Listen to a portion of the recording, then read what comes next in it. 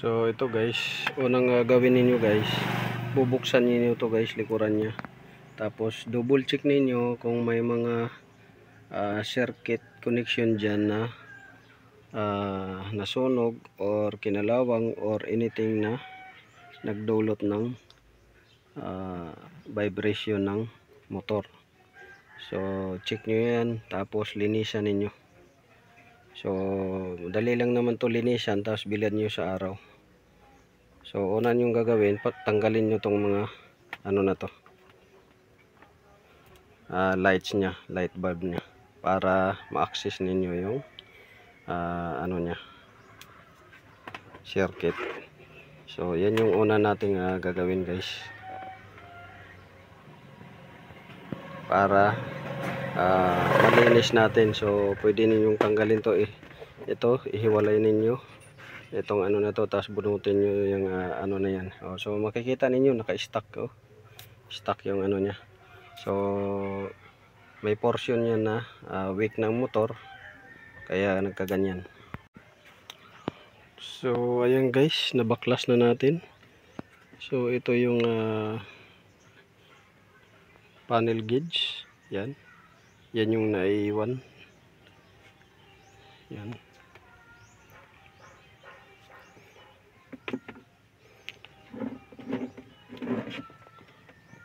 So nabaklas na natin. So ito yung circuit board nya, yan. Ito yung circuit board nya na i-check natin at lilinisan. So ito yung problema dito, ayan o, nakikita nyo yan, nangingitim na yung ano nya. So may possible yan na magkaroon ng problema talaga. Lahat ng ano nya, motor, ito, yan nangingitim, pati ito nangingitim din. So may tendency yan na pabigay na yung motor na yun. So ito yung ano nya, digital display. So sunog na rin yung digital display nya, oh. Nangulubot na, sunog na, yan. So ngayon ang first step natin, lilinisan natin yan. Linisan muna natin. Yan yung first step natin. Dahil dito, ayan o, ito nangingitim na. So may tendency talaga yan na pasunog na yung motor nya. So yun, linisan muna natin.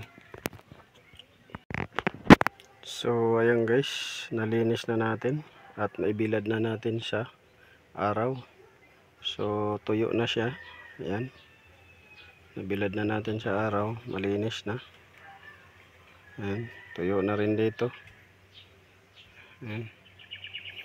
So buuhin na natin to para malaman natin kung may pababago ba. So yun guys, ganun lang yung first step. Linis muna, tapos pagkalinis, salpak.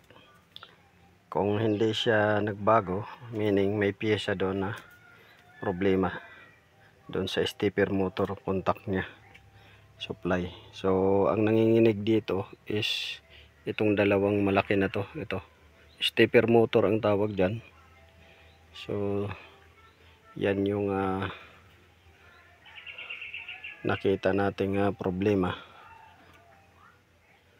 So ang likod nitong stepper motor, ito, yan yung likod nya. So yun, buuhin natin.